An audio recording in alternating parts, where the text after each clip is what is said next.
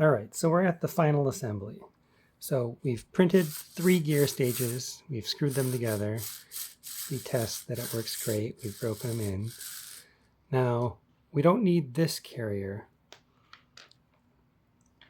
because we're going to use the flywheel for the final stage. So there's 2 sides to this, and since the spline has a locking ring on there, we want to make sure that we get the side that has a flat on the inside. So this side was facing the print bed, so you can see there's a little bit of overhang garbage in there. We don't want that to be touching the spline because it might not lock into place. So we want to face this up. The propeller doesn't have a locking ring on its spline. So we'll put it here, snap it into place, and then we can insert the propeller.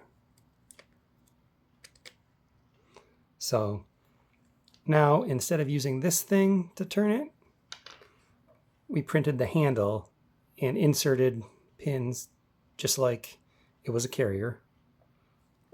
And then we just take the handle, line it up with the planet gears, put it on, take the handle retaining ring, slide it on, screw it together.